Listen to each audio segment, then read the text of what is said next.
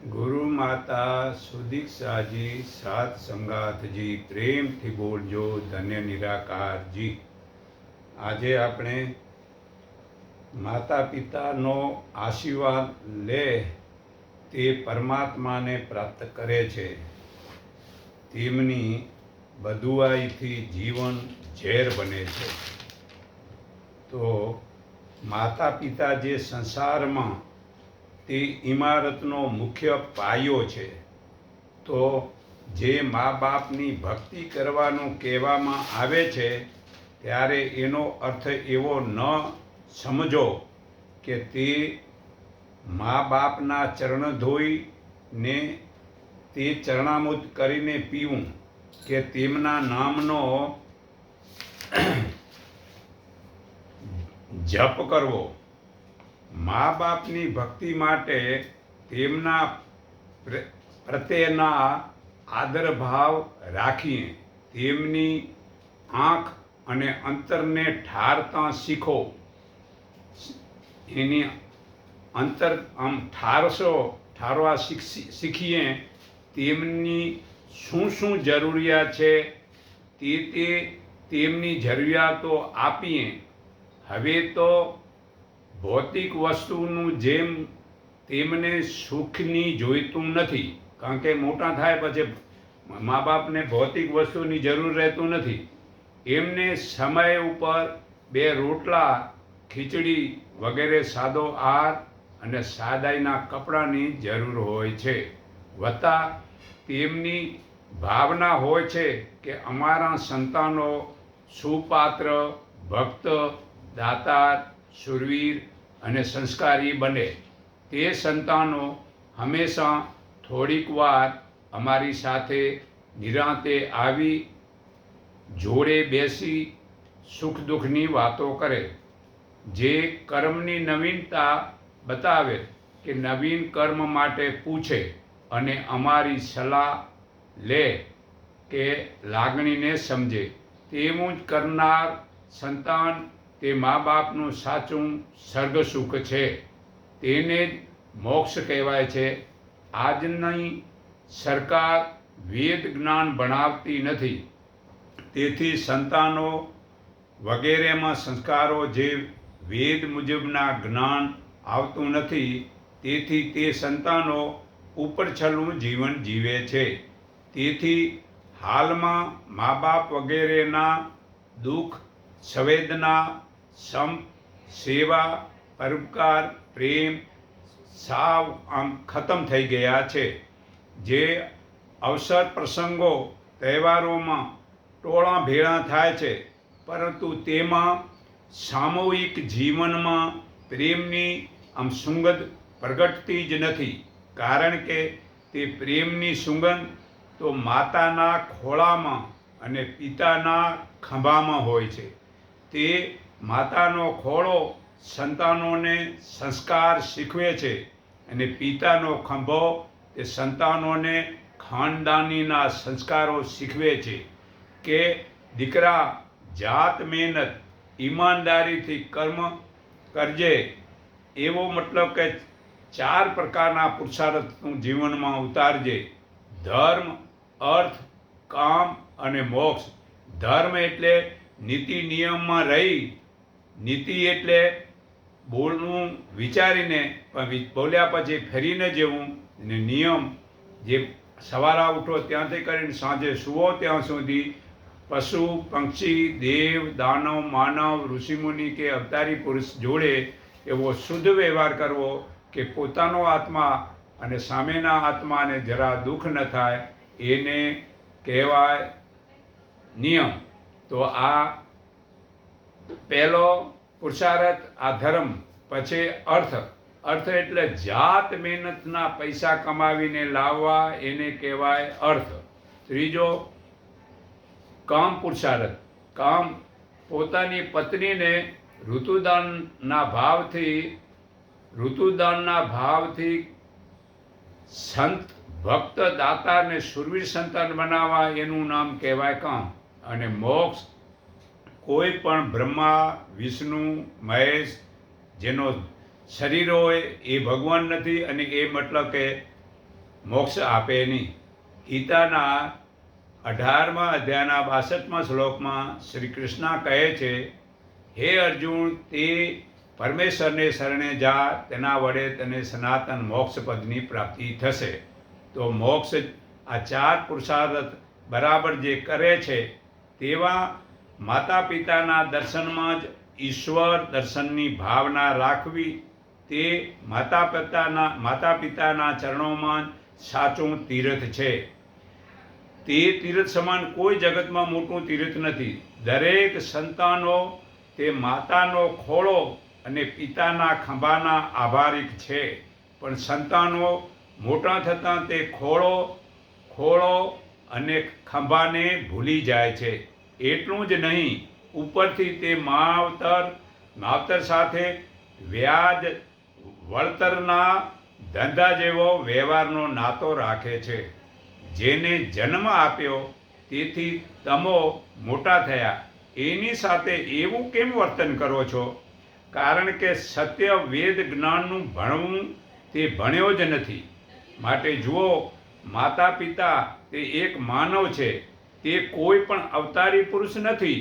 એમની હજારો ભૂલો દોષો થતી હોય છે કે તેમની ગેરસમજણ પણ હોઈ શકે છે, એમના સ્વભાવમાં ઉગ્રતા પણ આવી શકે છે. તેઓ તમારા કરતાં અભણ છે. તે ઘણી બધી ગરીબાઈમાં જીવન વિતાવ્યું છે. તે માતા પિતાની સાથે પ્રત્યક્ષ આદરભાવ પ્રેમ લાગણી રાખો, તેના ઉપર જ ઈશ્વર રાજી થાય છે. આજના સંતાનો મા બાપના દોષો કાઢે છે, તેથી જુદા રહે છે, અથવા તો અલગ શું જે ઘરડા ઘરમાં મૂકે છે. કારણ કે વેદ જ્ઞાન ભણ્યો જ નથી અને ટૂંકા સમયમાં રાતોરાત એક જ પુરુષાર્થ ધન કમાવાનું કરે છે. તો તેવા ધનથી પછી સારા સંસ્કાર આવે જ કેમ? તો તે ધનથી બધું જ ખરીદી શકે છે, પણ જરૂરી વસ્તુ જન્મ અને બીજા જન્મ બગાડે તો તેવું એકલું ધન શું કામનું? તે માટે જે વેદ જ્ઞાન છોડીને બધાને ભૌતિક ભણવું છે. તેથી તેને ફાવે તેવું ખાવું પીવું વર્તન કરી ઉપરથી પોતે અને તેમના સંતાનોને રોગી બનાવે છે.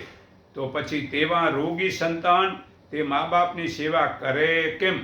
જુઓ, માતા પિતા છેલ્લા શ્વાસ સુધી દુઆ આશીર્વાદ આપે છે. તેની દુઆ કે આશીર્વાદ ન લઈ શકો તો કદાચ ચાલશે, પરંતુ જે તેમની બદુઆઓ મળશે તો તે તમારું જીવન કડવું વખ ઝેર જેવું બની જશે. તે ભલે હાલમાં તમને નહીં દેખાય, પણ જે ગીતા અધ્યાય 14-15માં વાંચો, જે કર્મની આસક્તિ અને તમોગુણીથી પશુ પક્ષી વૃક્ષ વનસ્પતિ વગેરેમાં જન્મના દુઃખો ભોગવવા પડશે, ત્યારે સમજાશે. માટે આટલું સમજીને તેની સેવા કરો. જીવતા માતા પિતાની છત્રછાયામાં વાલના 2 વેણ સાચા સાંભળી જીવનમાં ઉતારી લેજો. જેદી હોઠ પીડાઈ જશે પછી મોંમાં ગંગાજળ મૂકવાની જરૂર નથી. ગંગાજળ તો જ્ઞાન જળ આપવાનું હોય છે. જળ તો જળ હોય છે. અંતરના આશીર્વાદ આપનાર જીવતા હોય ત્યારે ભાવથી ભેટી લેજો. મૃત્યુ પછી છબીને નમનવાની જરૂર નથી.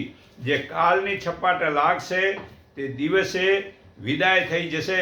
પછી તે પ્રેમાળ હાથ તમારા ઉપર કદી નહીં ફરે. લાખો કરશો ઉપાય તોય તે વાસલ લાવો કદી નહીં મળે. પછી દીવાનખંડમાં તસવીર મૂકીને શું કરશો?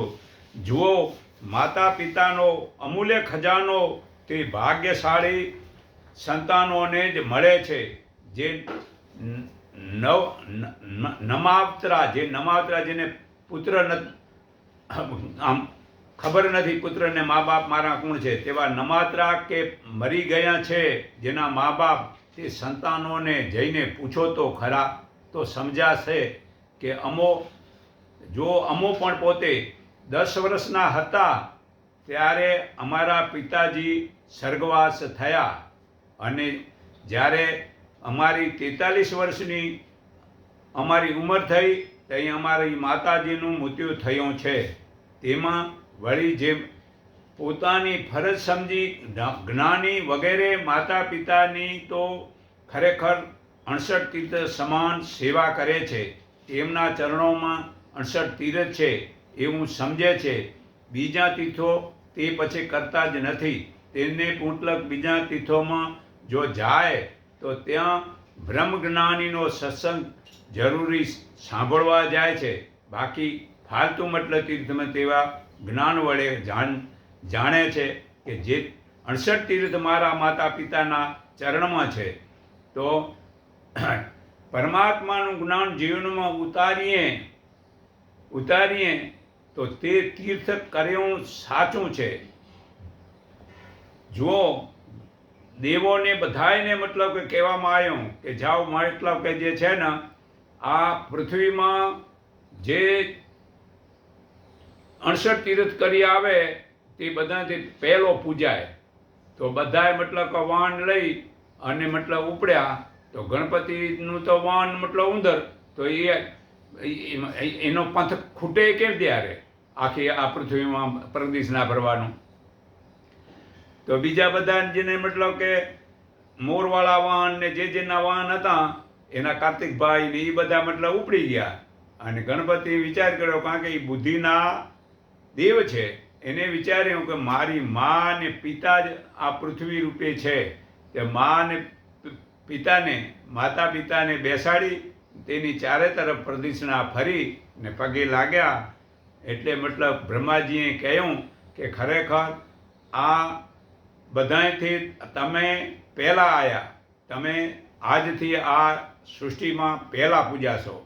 તો આ પુરાવો છે કે માતા પિતા સમાન જગતમાં તીર્થ બીજું કોઈ નથી. પણ આજકાલ તીર્થમાં ફરવા માટે જતાં વિચારજો, અમો ચેતવણી આપી છે વળી, જો જળમાં તરતા ના જો આવડતું નથી તો ઊંડા ઉતરીને સ્નાન કરજો માં. જો ઊંડા ઉતરશો અને તણાઈ જશો તો જઈને દરિયામાં પહોંચી જશો, એડ્રેસે નહીં રહે. એટલે જો જળમાં નાહવા જવું હોય તો થોડા ગુડા પાણીમાં જજો. અને તે વળી પાછા જો વિચારો તે જળ છે અને તારો આત્મા શરીર જળ છે અને આત્મા ભોળે છે, પછી તને જળમાં નાહવાની ક્યાં જરૂર છે? તો તે જળ તને પાછું વળી ડૂબાડીને મૃત્યુના મોંમાં મતલબ ધકેલી દેશે. વળી બીજું જુઓ, વળી એ પહાડમાં ચડતા ખ્યાલ રાખજો, તે ચડતા ગબડશો પડશો તો રગડતા ખીણમાં મૃત્યુ નક્કી થવાના છે. તો એ જળ અને થળ કદી તીર્થ ન કહેવાય, અને જળ અને થળ એ કદી તારે નહીં. તારે કોણ? સંત તારે. ગમે ત્યાં જાઓ તો સંતનો સત્સંગ સાંભળો તો એ તારે. તો ત્યાં ઠોકર લાગે અને દુઃખ થાય, શરીરનું ધન બગડે, સમય બગડે, તો તેવા તીર્થમાં ફોકટ ફાંફા શું કામ મારો છો? ઘરે જીવતા જાગતા માતા પિતાને છોડીને ફોકટ ખોટા તીર્થ કેમ ફરો છો? તો માતા પિતાની સેવા કરો. અગર તો સનેની ભરતી આવીને ચાલી જશે, પછી છીછરા કિનારે બેસીને છીપલા વીણીને શું કરશો? જીવતા હોય ત્યારે તેનું હૈયું ઠારજો, પાનખરમાં વસંત આવે તેવો વ્યવહાર રાખજો. પછી તે પંચભૂતમાં ભળી ગયા પછી તેના શરીરના અસ્થિને ગંગાજળમાં પધરાવવાની શું જરૂર છે? ખાલી ગંગાને મતલબ મેલી કરવાની. મને તો પૂરેપૂરું સમજાણું છે, તેથી મારી અસ્થિને તે ગંગાજળમાં નાખવાની બિલકુલ જરૂર નથી. કારણ કે જળ પોતે જળ છે અને જે અસ્થિ પણ જળ છે. તો જળ વસ્તુ જળમાં નાખવાથી શું મોક્ષ મોક્ષ મળતો હોય, આવા સાવ સમજ્યા નથી અજ્ઞાની, તેમાં શું લાભ થાય? જ્યારે હાલમાં જે અજ્ઞાની બરાબર સમજતા નથી, માટે ફોકટ તે ગંગાને મેલી કરે છે. પણ મારું મૃત્યુ પછી મારા શરીરને નજીકની કોઈ પણ હોસ્પિટલમાં દાન કરવા હું માગું છું. હું Shrimati NHL municipal medical college Ellisbridge, Ahmedabad 280006 anatomic department દેહદાન કરવા માટેનું સૂચનાપત્ર VH જનરલ હોસ્પિટલમાં ગયો હતો. ત્યાંથી મને સલાહ મળી કે તમે અહીં નામ નોંધાવશો તો તમારું ગમે ત્યાં મૃત્યુ થશે તો પણ અહીં જ લાવવું પડશે. તો તમારા સંતાનોને દુઃખ ના પડે તેના કરતાં તેમનું કહેવું એવું થયું કે જ્યારે મૃત્યુ થાય ત્યારે ત્યાં કે અહીં તરત જ સ્વીકારી લેશે. તો જ્યાં મૃત્યુ થાય ત્યાંની નજીકની હોસ્પિટલમાં આપશો તો સારું રહેશે. તેમની સમજણ મુજબ અમો ફોર્મ ભરવાનું મુલતવી રાખ્યું છે, છતાં અમે બધા ઘરનાને કહેલું છે મારું મૃત્યુ પછી મારું શરીર કોઈ પણ શીખવાવાળી નજીકની હોસ્પિટલમાં ફોન કરીને કે જાતે પહોંચાડજો. હા, જો તે પાછું આપે તો એવા નખરા ન કરજો, એ વળી ખુલાસો. ત્યાં દીધા પછી મતલબ તમે ફ્રી થઈ જાઓ ને પછી તમારે જે કરવું એ કરો તો બરાબર. પણ જો કે છે આ તમે ઊભા રહો ને પછી પાછા મતલબ કે આ લઈ જાઓ તો તે ડબલ હરામણી થાય. ઉમાય મતલબ પહોંચાડવું ને વળી બાળવાય જવું જ્યાં છૂટે તો મતલબ કે એને ખુલાસો કરવાનો. જો તમે ત્યાં પૂરું પૂરું રાખો અને અમને તરત જ ખુલ્લા કરો તો દેહદાન દેજો ને ન તો પછી સીધા બાળી નાખજો. મારું મૃત્યુ શરીરનું કોઈ પણ શીખવાવાળા નજીકમાં હોસ્પિટલમાં ફોન કરીને જાતે પહોંચાડશો તો હું નહીં નડું તે ભૂલશો નહીં. તો જે જીવતા માતૃદેવો ભવ કે પિતૃદેવ ભવ બોલજો. મૃત્યુ પછી રામ નામ જીવતાના માટે જ સત્ય છે તે ભલે તમે બોલજો પણ મરનારને ફાયદો થતો જ નથી. જેને ફાયદો લાભ ઉઠાવવો હોય તેને જીવનમાં જીવતા જ સત્ય કર્મ કરવું, છતાં જીવતા પ્રેમથી બેટા બેટી કરીને બોલાવનારના હાથ ફેરવી લેજો. મૃત્યુ પછી આંસુ સારીને શું કરશો? માતાનો ખોળો તે પ્રેમની યુનિવર્સિટી છે. તેથી બોલો મીઠા મધુર ને મીઠા મેવુલા રે લોલ. એથી મીઠી છે મોરી માતરે જનનીની જોડ સખી નહીં જડે રે લોલ. જગથી જુદેરી એની જોડ રેજી. મા બાપનું મૃત્યુ પછી તે જોડ નહીં મળે રે લોલ. પ્રભુના એ પ્રેમ તણી પૂતળી રે લોલ.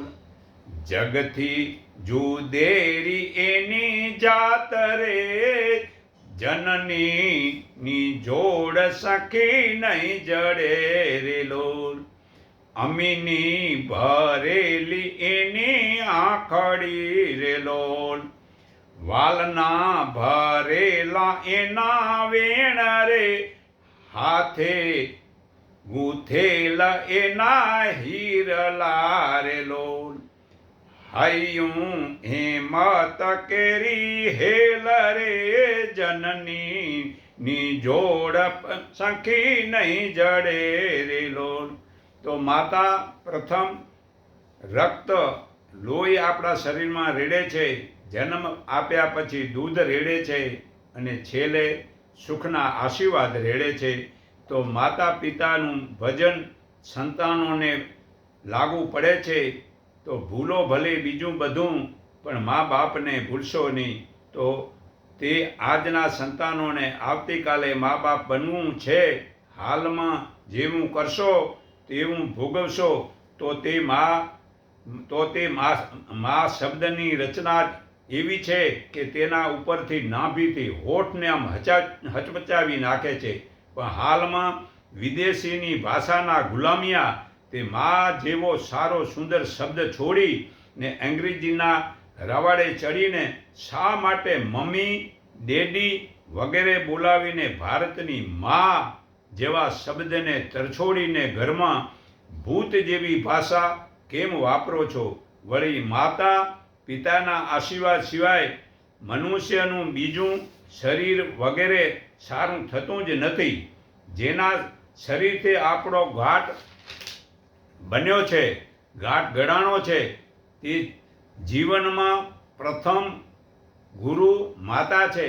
કોઈ પણ સ્ત્રીને મારૂપી ભાવથી જુઓ, તેવી લાગણીથી જોશો તો તે બાળક હોય, જુવાન હોય કે વૃદ્ધ હોય, તેમના હૃદયમાંથી કોમળતાના કિરણોના તરંગો છૂટશે ને આપણને મનુષ્ય દેહના આચરણમાં સારું કરશે. જુઓ, મા બાપ બાળકોને માટેના બાધા રાખે છે તો તે બાળકોની ફરજ થાય છે તેમની મોટી ઉંમરે તેમનો ખ્યાલ રાખવો. મા બાપ વિશે બ્રહ્મપ્રકાશ મેં બનાવેલું છે, તેના પણ પાના નંબર 42 અને 48માં અમોએ લખ્યું છે. ઘણું જાણવા જેવું, છતાં તમારે મતલબ કે જે છે આ મેં અત્યારે ભલામણ કરી એ જીવનમાં ઉતારશો તો ચોગડિયા જોવાનું છોડીને પૂરી ઈમાનદારીથી જે કર્મ કરશો તેમાં ચોક્કસ સફળ થશો. શ્રી રામને ગાદી બેસાડવાનું મુહૂર્તનું ચોગડિયું વિશ્વામિત્રે જોયું હતું, છતાં વિશ્વામિત્ર કહે મારું ચોગડિયું કામ ના આવ્યું. તો 6 વસ્તુ પરમાત્માએ કોઈના હાથમાં આપી જ નથી. જન્મવું, મરવું, લાભ, નુકસાન, જીતવું, હારવું, લાભ, હાનિ વગેરે ગીતા અધ્યાય 2 35-38માં પુરાવો છે. તો ચા, કોફી, તમાકુ, દારૂનો નશો વાર કરવા છતાં ઉતરી જાય છે ને તેવા અજ્ઞાની છોડતા જ નથી. પરંતુ એકવાર પરમાત્માનું જ્ઞાન રસ ચાખો, એ અમૃત એવું છે કે એ મરણ સુધી તે નશો ઉતરતો જ નથી. તો દેવી દેવતાની સંપ્રદાય જે મળે છે વસ્તુ, એ નાશવંત વસ્તુ મળે છે. ચાહે ધન મળે કે પુત્ર મળે, દેવી દેવતાથી તે એક દી નાશ થાય છે. પણ નાશ થાય છે. ગીતા અધ્યાય 7:20-23માં પુરાવો છે. તો નાભીમાં જે અમૃત ભરેલું છે તે નાશ નથી થતું, તો તે ઈંગલા પિંગલા અને પ્રાણાયામથી સૂક્ષ્મણા વડે ખુલે છે. તેથી તે પરમાત્માનું ધ્યાન લાગે છે ત્યારે નામ મંત્ર કે રૂપને જોવું નથી. જો નામ મંત્ર રૂપ જોશો તો તેવા તરંગો બનશે અને બીજા જન્મ તે વળી ફરી ભોગવવા પડશે. પણ નામ રૂપને છોડી દેશું ત્યારે જે ઓજસ વડે ચેતન આત્માના તરંગ નીકળશે, એના વડે આભામંડળનું કવચ બનશે. તે બહારની મેલી વિધાને શરીરમાં નહીં પ્રવેશવા દે અને કામ ક્રોધ લોભ વડે આભામંડળમાં છિદ્ર પડે છે. તેથી બહારની મેલી વિધા અંદર પ્રવેશે છે. તો નામ રૂપ મંત્ર જોડી આંખ બંધ કરી ધ્યાનમાં, મતલબ કે આપણું આભામંડળનું કવચ બનાવો તો બહારના છિદ્ર, બહારની મેલી વિધા આપણે આભામંડળમાં છિદ્ર નહીં થાય અને અંદર નહીં પ્રવેશે. તો નિરાકાર પ્રભુને જે ઓળખે છે તેવા બ્રહ્મજ્ઞાની એક જ પળમાં નિરાકાર પ્રભુના દર્શન કરાવે છે. તે જ્ઞાન હાલમાં અમારા ગુરુ માતા સુધીસાજી આપે છે. નિરાકાર પ્રભુનું જ્ઞાન સંત પ્રકાશ નિરાકારી મંડળ ઇન્ડિકેપ 3 રસ્તા માયા સિનેમા રોડ, કુબેરનગર, અમદાવાદમાં સવારે રવિવારનું મળે છે. તો હું સર્વના હૃદયમાં રહેલા પરમાત્માને હું મારા હૃદયના સાચા ભાવથી નમન કરું છું. એક પરમાત્માને ઓળખો, એકને માનો, એક સંઠીન બનો, સૌનું મંગળ થાવ, સૌ સુખી થાવ, એટલું કહી હું મારી વાણી વિરામું છું.